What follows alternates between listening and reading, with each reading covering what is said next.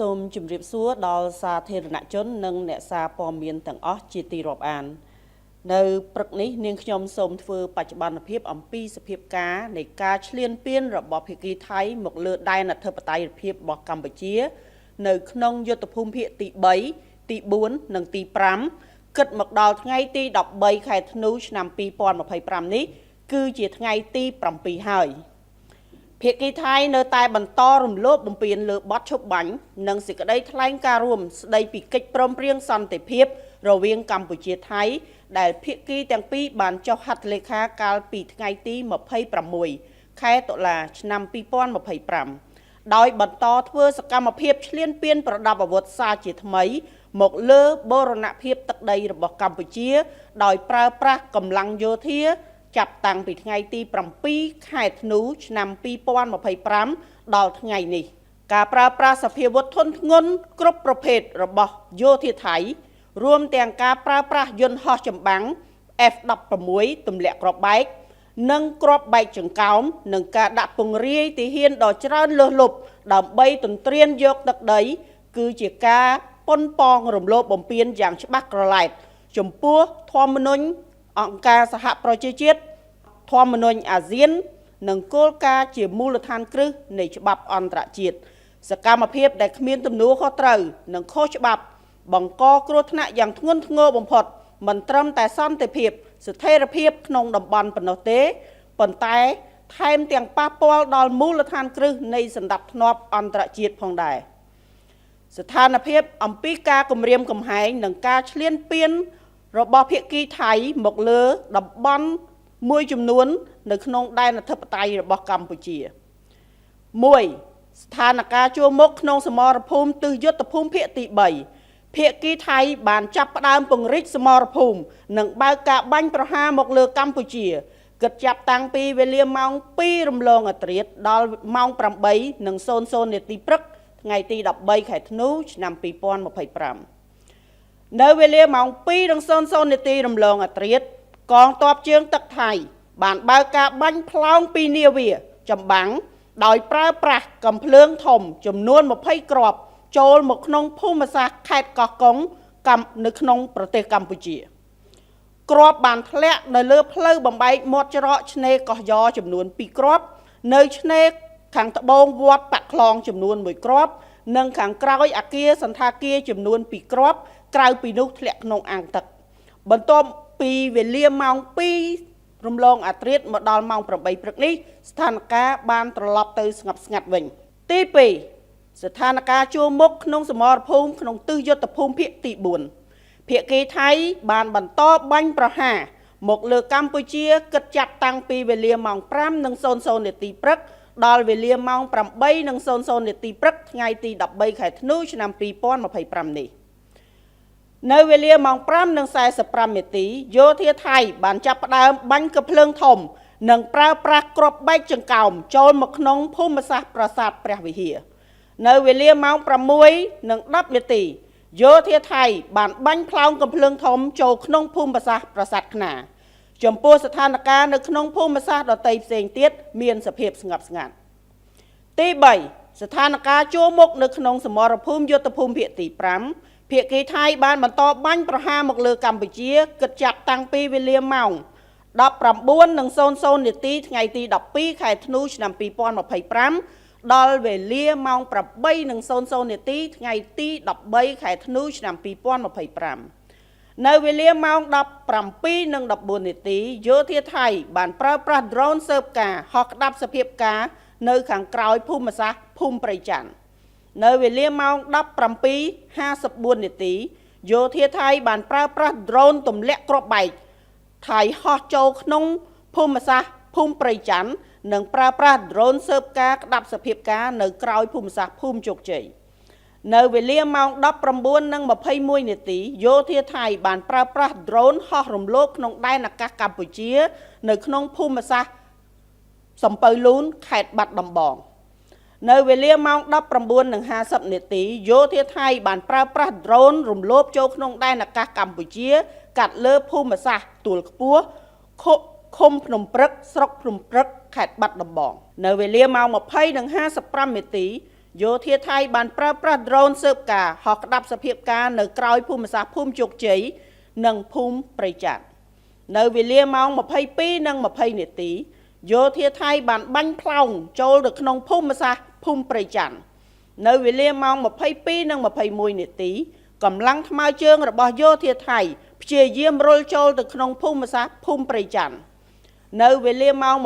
22:50 នាទីយោធាថៃបានប្រើប្រាស់ drone ពណ៌គ្រាប់បែកទម្លាក់ចំនួន3គ្រាប់និងបានប្រើប្រាស់កាំភ្លើងធំបាញ់ចូលក្នុងភូមិសាស្ត្រឃុំថ្មដាចំនួន2គ្រាប់នៅវេលាម៉ោង 22:52 នាទីយោធាថៃបានប្រើប្រាស់ drone ពណ៌គ្រាប់ទម្លាក់គ្រាប់ចំនួន3គ្រាប់នៅក្នុងភូមិសាស្ត្រថ្មដានៅវេលាម៉ោង 22:55 នាទី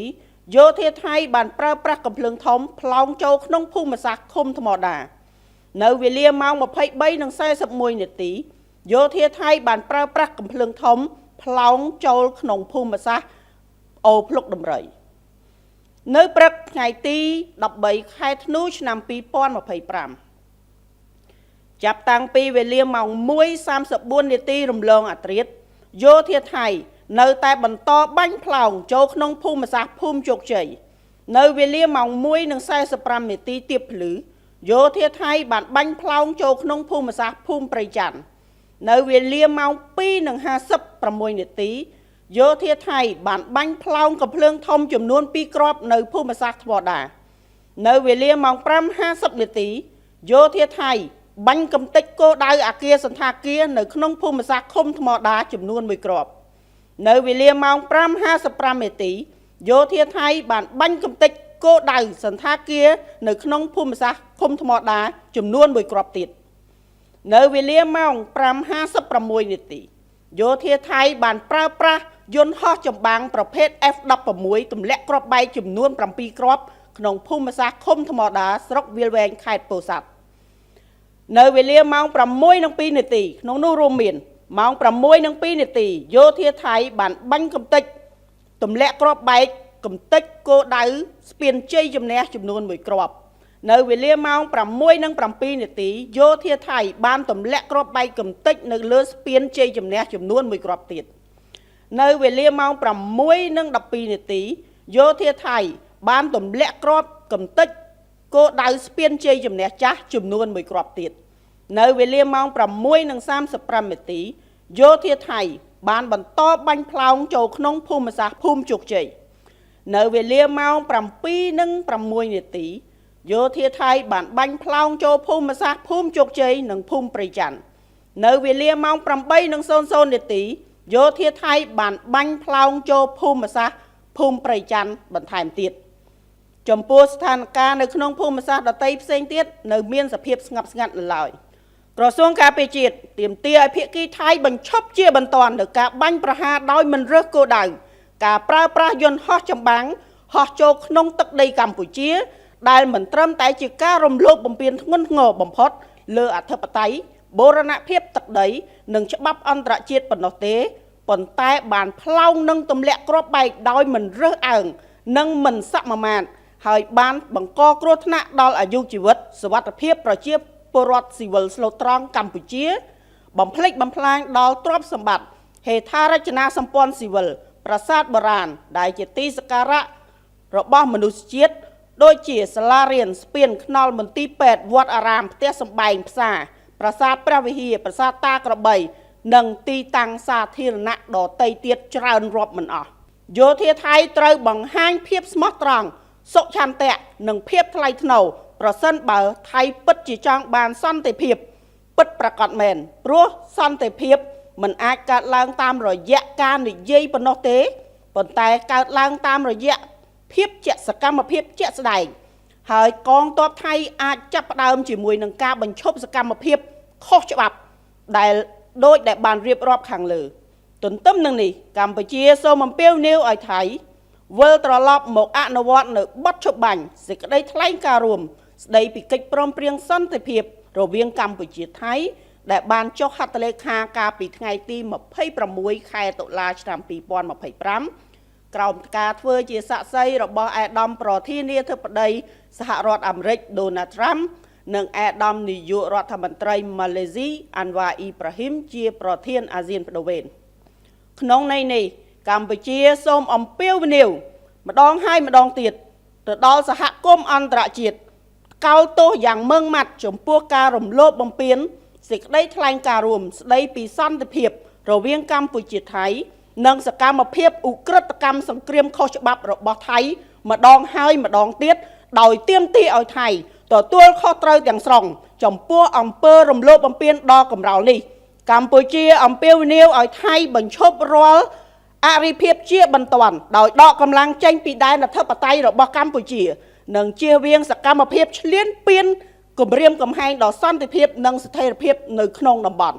កម្ពុជាបញ្ជាក់សារជាថ្មីនៅការបដិញ្ញាចិត្តយ៉ាងខ្ជាប់ខ្ជួនក្នុងការគោរពនិងការអនុវត្តលក្ខខណ្ឌនៃបទចុះបាញ់សេចក្តីថ្លែងការណ៍រួមស្តីពីសន្តិភាពរវាងកម្ពុជាថៃប្រកបដោយសុខឆន្ទៈទំនួលខុសត្រូវខ្ពស់កម្ពុជាប្រកាន់ភ្ជាប់នៅការដោះស្រាយជម្លោះដោយសន្តិវិធីស្របតាមច្បាប់អន្តរជាតិក៏ដូចជាសន្ធិសញ្ញាអនុសញ្ញានិងកិច្ចព្រមព្រៀងដែលមានស្រាប់ហើយប្រឆាំងនឹងការគំរាមកំហែងឬការប្រើប្រាស់កម្លាំងសម្ដៅស្វែងរកដំណោះស្រាយមួយដោយយុត្តិធម៌ត្រឹមត្រូវយូរអង្វែងនិងស្របតាមច្បាប់អន្តរជាតិក្រសួងការពារជាតិនិងកងយោធពលខេមរភូមិន្ទសូមគូសបញ្ជាក់ផងដែរថាគោលដៅនៃការវាយប្រហារការពារខ្លួនរបស់កម្ពុជាគឺផ្ដោតតែលើគោលដៅរបស់យោធាថៃតែប៉ុណ្ណោះមិនសំដៅលើគោលដៅជនស៊ីវិលឬក៏ទីកន្លែងស៊ីវិលណាមួយឡើយកម្ពុជាតែងតែប្រកាន់ភ្ជាប់នឹងការគោរពនិងអនុវត្តរាល់កាតព្វកិច្ចទាំងឡាយដែលស្ថិតនៅក្រោមច្បាប់អន្តរជាតិជាពិសេសច្បាប់មនុស្សធម៌អន្តរជាតិយ៉ាងម៉ឺងម៉ាត់ច្បាស់លាស់បំផុតសូមគូបញ្ជាក់ផងដែរថាវីរៈកងទ័ពកម្ពុជាបាននឹងកំពុងបន្តឈរជើងយ៉ាងរឹងមាំស្វាហាប់មោះមុតនិងនៅតែតស៊ូប្រយុទ្ធយ៉ាងស្វិតស្វាញតតាំងជាមួយសត្រូវឈ្លានពាននិងប្រុងប្រយ័ត្នខ្ពស់ជានិច្ចក្នុងការបំពេញតួនាទីរបស់ខ្លួនដើម្បីការពារបូរណភាពទឹកដីកម្ពុជាយើងក៏សូមបញ្ជាក់ឡើងវិញនៅសិទ្ធិស្វ័យការពារដែនអធិបតេយ្យរបស់យើងដោយដែលមានចែងនៅក្នុងច្បាប់អន្តរជាតិដើម្បីការពារបូរណភាពទឹកដីនិងប្រជាជនរបស់យើងទោះក្នុងតម្លៃណាក៏ដោយកម្ពុជានឹងមិនចោះចាញ់នឹងការបង្ខិតបង្ខំឬក៏ការបំផិតបំភ័យទោះក្នុងទម្រង់ណាមួយឡើយសូមប្រជាពលរដ្ឋទាំងអស់បន្តជឿជាក់និងលើកទឹកចិត្តដល់វីរៈកងទ័ពដ៏អង់អាចក្លាហានរបស់យើងដែលកំពុងប្រយុទ្ធតស៊ូយ៉ាងខ្លាំងក្លានៅគ្រប់សមរភូមិទាំងអស់រាជរដ្ឋាភិបាលកងទ័ពនិងប្រជាជនកម្ពុជាគ្រប់រូបរួបរวมគ្នាជាធ្លុងមួយក្នុងការការពារទឹកដីសេចក្តីថ្លៃថ្នូរនិងអធិបតេយ្យភាពរបស់យើងដោយអង់អាចក្លាហាននិងដោយមិនងាករេដាច់ខាតទោះក្នុងតម្លៃណាក៏ដោយ